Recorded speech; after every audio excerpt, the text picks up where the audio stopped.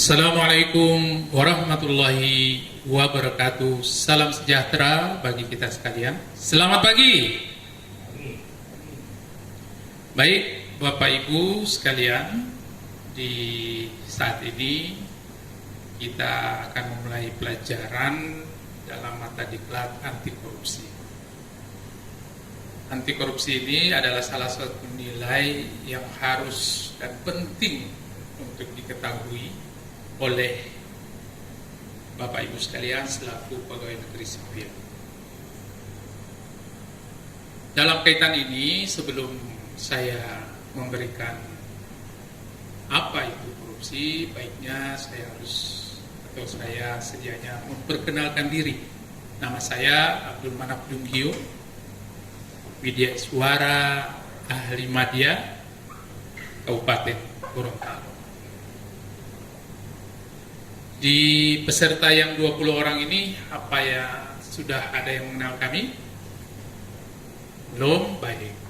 Ada yang mau ditanyakan lagi? Bagaimana? Oh, status. Baik. Status kami sudah memiliki istri 4. Maksudnya istri dengan 4 anak. Ya, jangan salah persepsi ya. Baik. Saya kira cukup perkenalan kita dan kita akan masuk ke materi bahasan. Namun sebelumnya saya ingin menanyakan, di antara peserta ini ada enggak yang pernah mendengar apa itu korupsi? Atau sebelumnya pernah mendengar di media? Kalau saya ucapkan BLBI, Senturi, Harun Masiku, dan lain sebagainya, itu familiar ya? Baik, semuanya berkenaan dengan korupsi. Baik,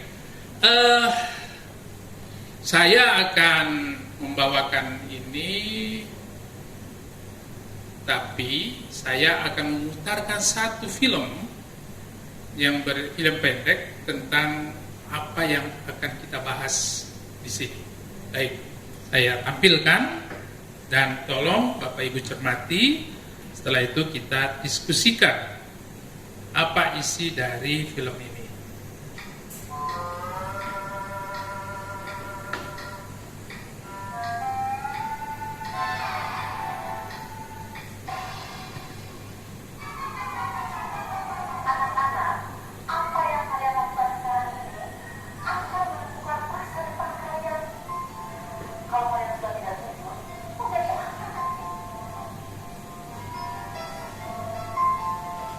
Ini suasana keras.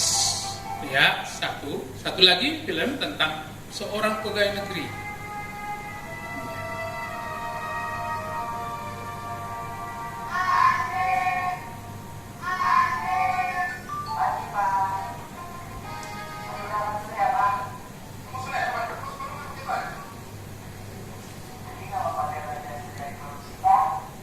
Iya, bapaknya sampai jantungan kayak gitu. Baik, sebelum lanjut, tadi saya sudah sampaikan 20 peserta ini kita bagi menjadi 5 kelompok, berarti satu kelompok ada 4 orang. Tiap kelompok membahas apa yang sudah didengar, dilihat, kemudian uraikan. Dan setelah itu, sampaikan pokok-pokok pikiran itu kepada kelompok lainnya. Usahakan, yakinkan pada kelompok lainnya bahwa Anda tahu persis apa yang sudah ditayangkan oleh film itu. Baik, saya beri waktu untuk merumuskannya 5 menit dan penyampaian nanti masing-masing kelompok 5 menit. Baik, terima kasih atas partisipasi. Jadi semuanya sudah bisa memahami apa itu korupsi. Ya. Nah, untuk memperdalam lagi pemahaman kita, bagaimana korupsi itu bisa mempengaruhi tidak saja diri dari pelaku atau koruptor itu, tapi juga kepada lingkungannya, terutama keluarganya. Kita lihat lagi tayangan berikut ini.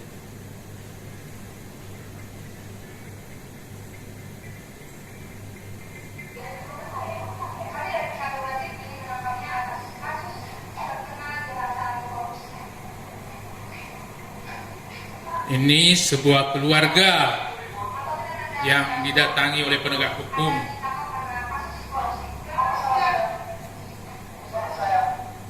Kepala keluarganya diciduk. Nah, ini keluarganya mengalami depresi.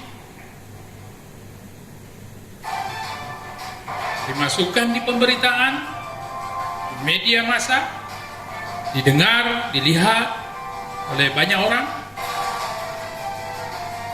Ya, lanjut. Ya, pemberitaan tentang perilaku seorang yang melakukan tindak pidana korupsi. Nah, apa kemudian yang menjadi efek atau dampak dari perbuatan itu? Ternyata tidak hanya si pelaku koruptor. Kita lihat, ini adalah anaknya nangis karena dibully temannya. Katakan bahwa apa yang dia nikmati, pakaiannya, makanannya itu hasil korupsi. Katakan sebagai anak tikus. Ya, sayang sekali. Berikutnya, ini seorang anaknya juga, anak laki-lakinya depresi, dan si ayah ketika berada di penjara dia mengingat masa lalu keluarganya dan dia menyadari bahwa harta yang paling berharga itu bukanlah setumpuk uang, bukanlah fasilitas mewah, tapi adalah keluarga itu sendiri. Ya. Baik, ini adalah dua film, semoga bisa menggugah pada kita sekalian apa itu korupsi. Nah, kita langsung ke definisi. Siapa yang bisa menguraikan apa itu korupsi? Ya, Pak Iqbal. Baik, terima kasih Pak Iqbal atas penyampaiannya. Sekarang Pak Ahmad, apa itu korupsi menurut Bapak? Baik, silakan Bu Mira. Ada tambahan? Apa itu korupsi? Iya, terima kasih.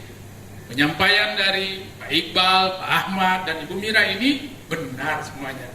Namun kita lihat di sini, ternyata korupsi itu secara harfiah itu disebut korupsi. Berasal dari kata Latin yang artinya bobrok, buruk, hancur, busuk.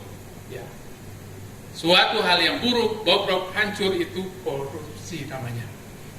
Oleh Robert Krieger, seorang pakar, menyebutkan bahwa yang namanya korupsi itu terjadi ketika ada diskresi yang sangat luas, kemudian juga dibarengi dengan monopoli, dan kemudian tanpa ada akuntabilitas, minus akuntabilitas. Itu yang mendorong orang masuk ke dalam perilaku tindak korupsi.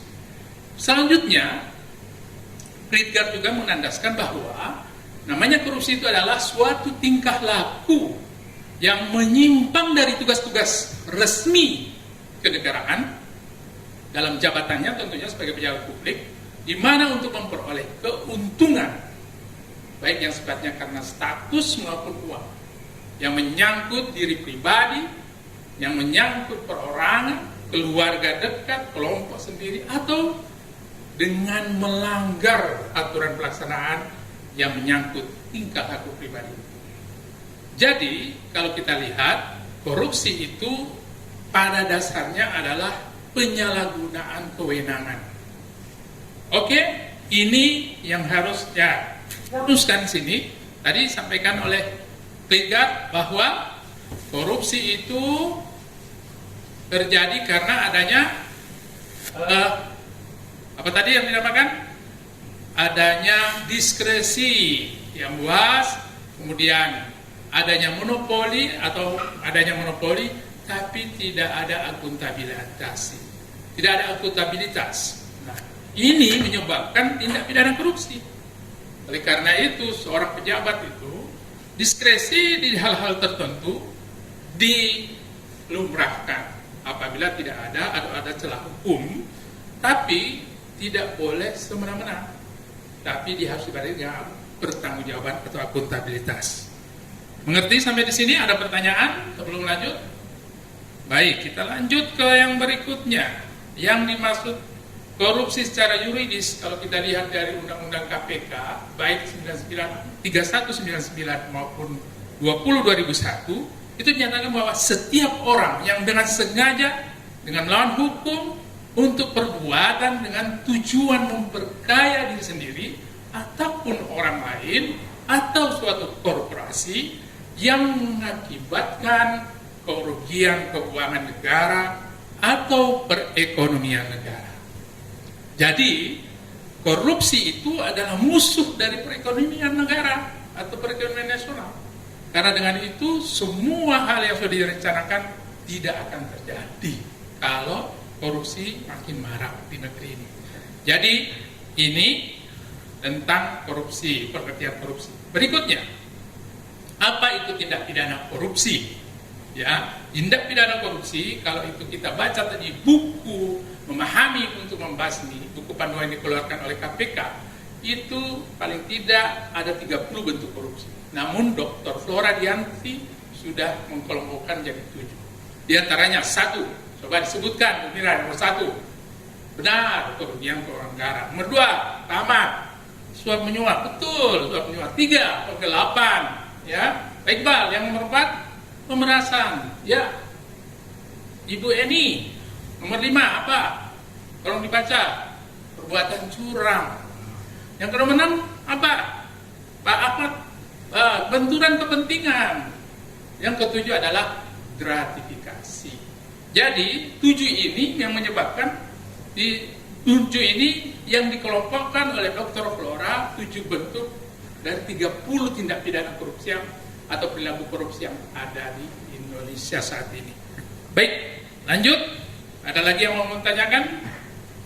Nah, nanti berikutnya saya akan paparkan menurut satu lagi ahli. Setelah itu saya akan bentuk kelompok dari 20 dan 5 kelompok, berat satu kelompok 4 orang. Saya akan uraikan ada 7 jenis korupsi menurut Syekh Hussein Al-Atas. Ini pertama, korupsi transaktif, korupsi ekstraaktif, yang ketiga investif, yang keempat adalah neotistik, ya, yang kelima autogenik, yang keenam defensif, dan yang ketujuh adalah korupsi karena adanya dukungan. Tiap-tiap kelompok akan membagi, berarti sini 5 kelompok, ini ada 7. Maaf, saya bagi jadi 7 kelompok, ada yang 2 dan 3 orang. Untuk membahas pengertiannya, contoh praktis yang pernah didengar, silakan gunakan gadget masing-masing di source melalui gadget. Dan setelah itu saya beri waktu 15 menit sampai dengan pukul 9. Setelah itu kita break, dan selanjutnya setelah break kita akan masuk lagi dalam pembahasan.